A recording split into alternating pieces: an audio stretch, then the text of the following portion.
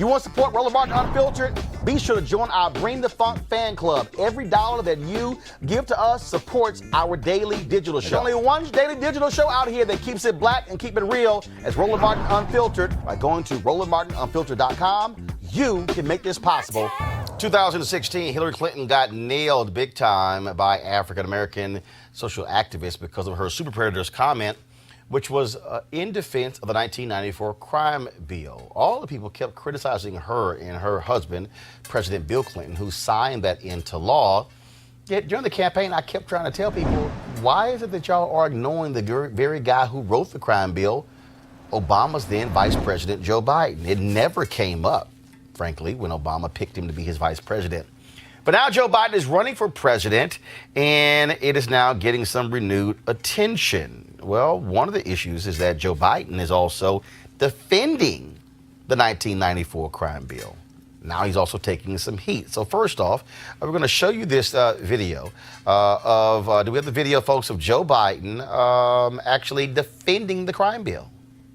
All right, so we don't have that video. I'm going to try to find it on my iPad, but it really was a trip to hear Joe Biden. It was at an event where they were outside, and he was asked about it. Now, it's interesting because previously Joe Biden talked about it having an impact with regards to the crime bill. But then all of a sudden now he backtracked. Well, now he's out saying, hey, it had no issue. It did not have an impact on mass incarceration at all. And again, he knows this is going to be an issue. So therefore, he is now defending it. And so I'm trying to find that video while we are here. And so here is the video. I think I found it. I believe I found it, of Joe Biden speaking there. This is a short clip. I'm going to play a longer clip, but here's a short one. Nationally beat the NRA. Because when we did the crime bill, everybody talks about the bad things. Let me tell you about the good thing in the crime bill. It's the one that had the assault weapons ban, a limited number of bullets in a clip. It made sure that cop killer bullets, Teflon bullets, weren't available any longer. It opened up the whole effort to make sure there's background checks for the first time in American history. Look, the Second Amendment exists, but it doesn't say you can own any kind of weapon you want. It doesn't say everybody's entitled to one. I'm the only guy ever nationally beat the NRA. All right, folks, introduce our panel. Joining us right now is Johanna LeBlanc, National Security and Foreign Affairs legal analyst. Also joining us is, of course, White House correspondent, Talk Media News Network, John Christopher Bua, and Barbara Arnwine, president, founder of Transformative Justice Coalition. I'm going to find this longer clip here, Barbara, in just a second, but I want to start with you because on this issue, again, you have Joe Biden who's out, who's talking about the crime bill, knowing full well it is going to be an issue. And the problem for him is that many people obviously have talked about it. In fact, I found the longer clip, so here we go. This is the 2-minute and 8-second clip, and that was so this is what Joe Biden, again, he was confronted on this very issue and was asked about it it took place 3 days ago, and so here we go right here. You're going to really repair a lot of the black and brown communities that have been ravaged by the war on drugs and mass incarceration. Specific policies that you're outlining for that. That's a good essay question and a good question. Folks, let's get something straight. 92 out of every 100 prisoners behind the bars are in a state prison, not a federal prison. This idea that the crime bill generated mass incarceration, it did not generate mass incarceration. The only bill, that bill had $30 billion. $10 billion went to making sure there was that it was for prevention. That's what it was about. Secondly, the court, I made sure there was a setup in that law that said there were no more mandatories except two that I had to accept. One was that President Clinton wanted 3 strikes and you're out. It was part of this entire bill that included the Violence Against Women Act, included the gun control efforts, as well as included, anyway, I won't go, it's raining. But here's the deal. What happened is the mass incarceration incurred by the states setting mandatory sentences. What happened was, if you go back and look, the Black Caucus supported the bill. The reason why the Black Caucus supported the bill is because we made sure, I had a study done by my staff. And we found out, I remember, Judge, you and I talking about this. The fact of the matter is that the vast majority of people for a first-time offense, if they were black, they went to jail 3 times as long as of a white. For example, it used to be 0 to 13 years for robbery. We went into every major of the 10 circuit court districts. What were the sentences given to people who, if you're a white guy and you committed robbery the first time, you got, if memory serves me, between 1 and 3 years. If you're African American, got between 7 and 9 years. So we set up the same crime, same time for the same crime.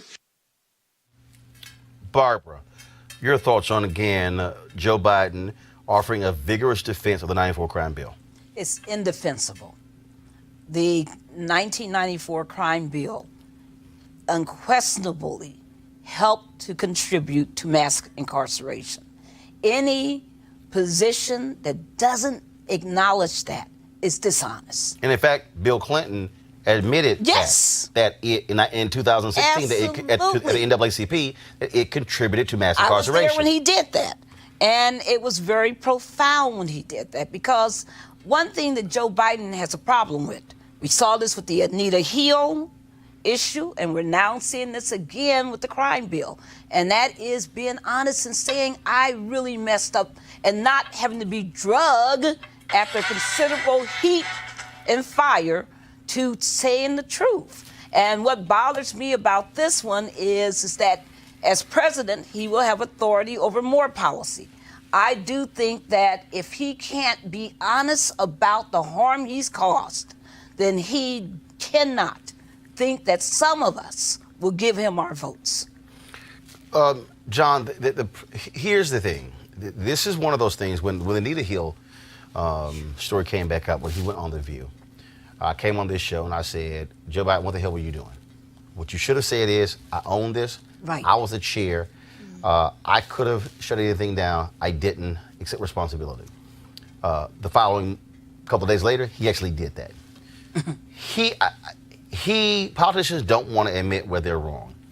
This is a bill that Senator Bernie Sanders voted for, but he also criticized it. He said he did not want to vote for it, but because it had issues dealing with violence against women and other measures in it, that's why he voted for it, which is why they put all those things together. But this is one of those deals where if you're Joe Biden, dude, you're not going to win on this one.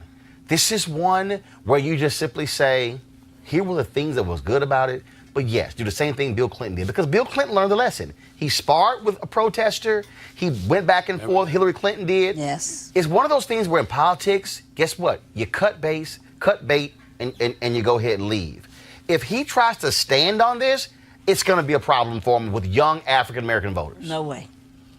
The question is, what the hell should he do? He should look in the mirror, and he should say, maybe what you feel is the right thing is not being perceived as the right thing. Because I don't believe that Joe Biden is anyway a bad person.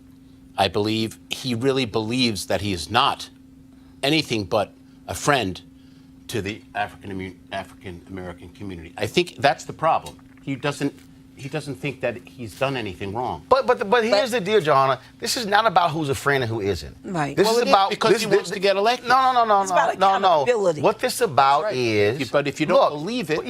But here's what it's about. Congress, the death of Lynn Bias, created these new laws dealing with crack cocaine, dealing with drugs.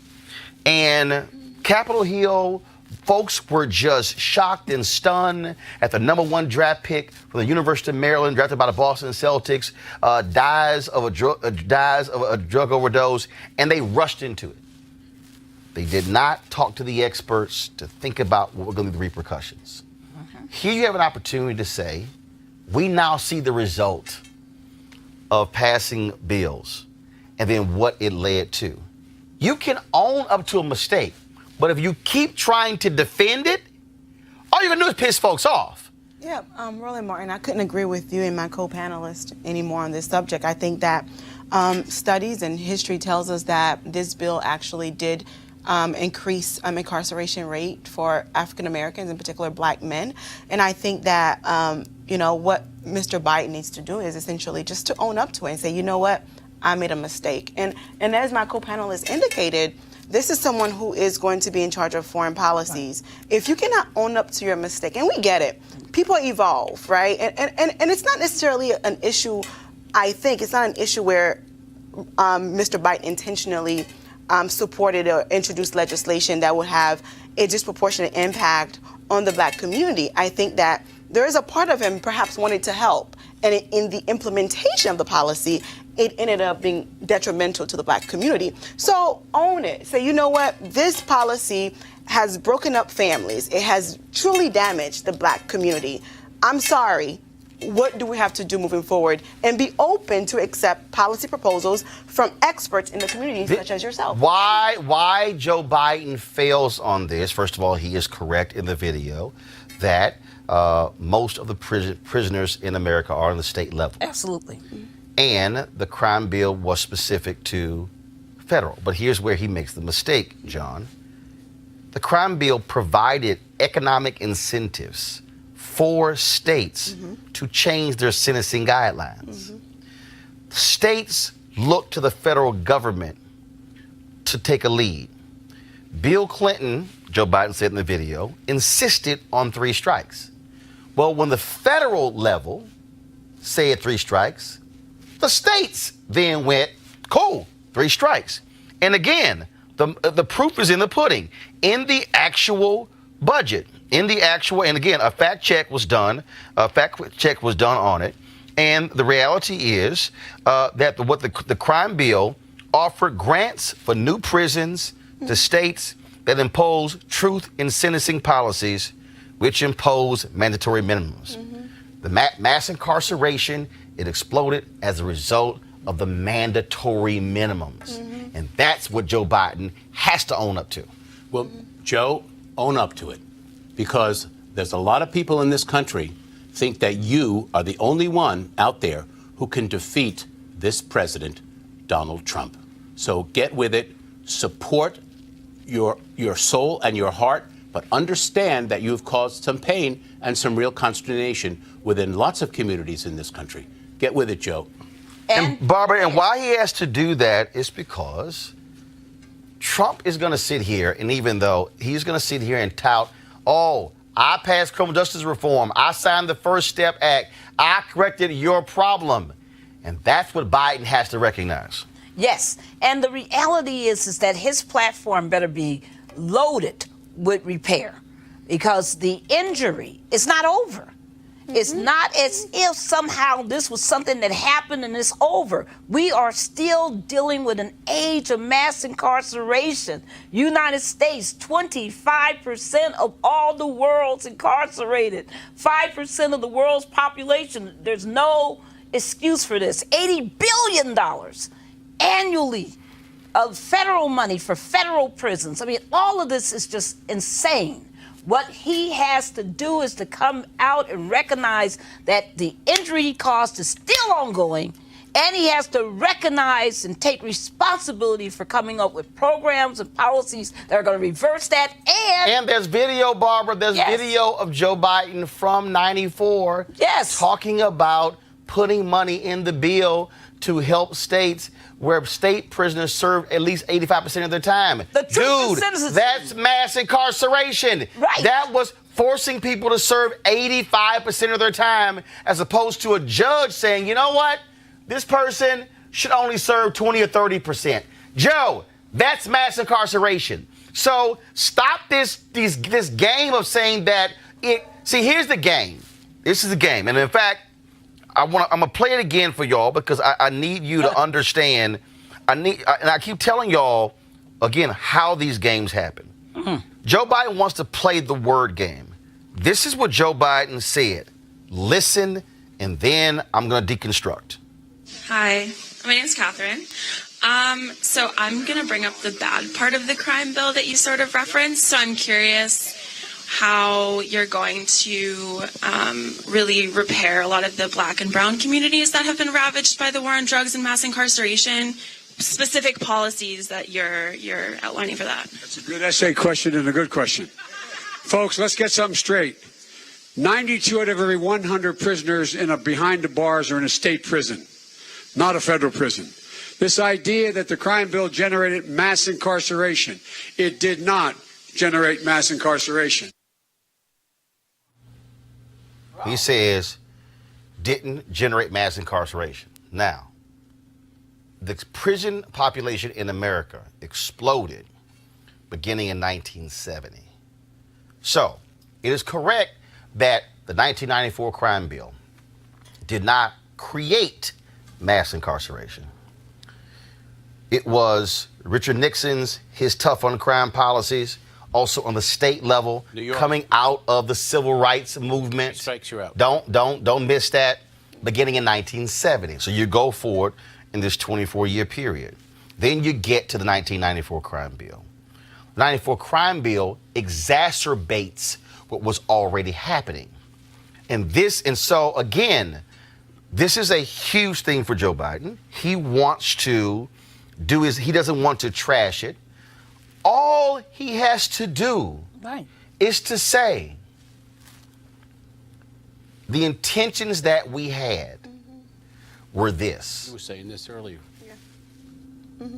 We did not realize it was going to cause this. Mm-hmm. Yes. Joe Biden can't get around that 85%. And not only he can't get around that. And not only If you were, hold on, let me if you were a state and the federal government says, we've got several $1 billion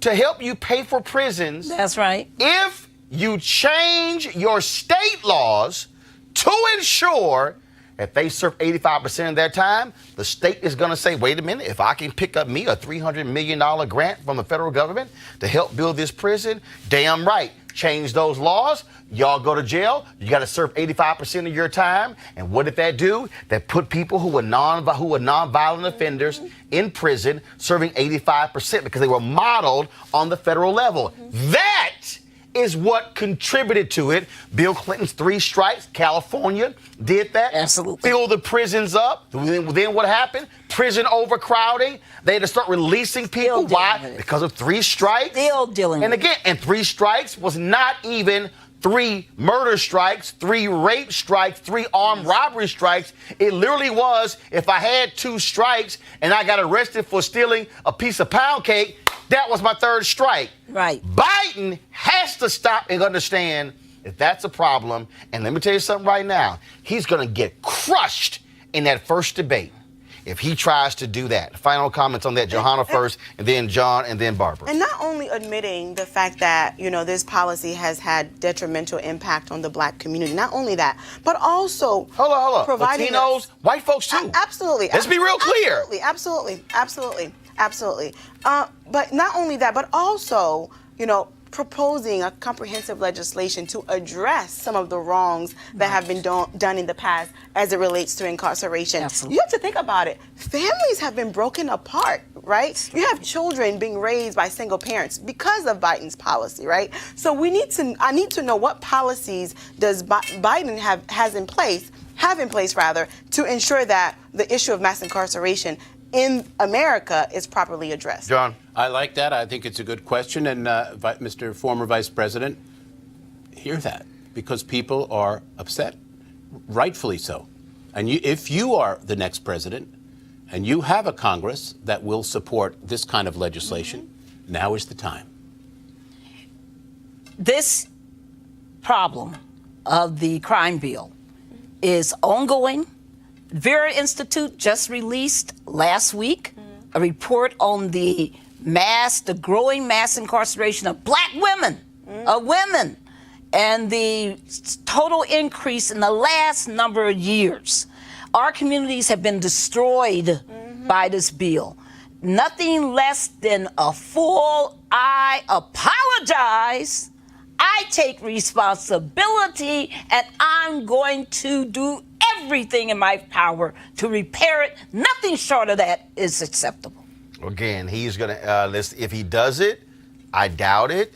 But if he does that again in front of a group of black folks, We going what's going to happen is he's going to get this. And I'm telling you, When they had that first debate in June, if Joe Biden comes up with that defense, he's going to get jumped on by every single person on that stage, especially Cory Booker, especially Kamala Harris, especially Elizabeth Warren. You know so, Joe, I'm just saying, you might be called Straight Shooter Joe. I wouldn't use that line because, hell, my niece will destroy you on that one. And I guarantee the other candidates will as well. All right, folks, back to our Roland Martin Unfiltered video in just one moment. All right, fam, I invited you to come out swinging and join me for a day of golf at the University for Parents Golf Tournament on Saturday, June 22nd in Southwest Atlanta's Wolf Creek Golf Course. It's a golf tournament with a purpose, a fundraiser for the University for Parents, a program designed to empower parent learners through education, inspiration, and support. It's all a part of Susan Taylor's National Cares Mentoring Movement. Now, when you empower the parents, you empower the children as well. Location of the tournament is 3000 Union Road, and the shotgun start time is 9 a.m. To register, go to www.u4parents.org, letter U for parents.org. For more information, be sure to call 770-316-3487, 770-316-3487. I certainly hope to see you there. Now back to your Roland Martin Unfiltered video.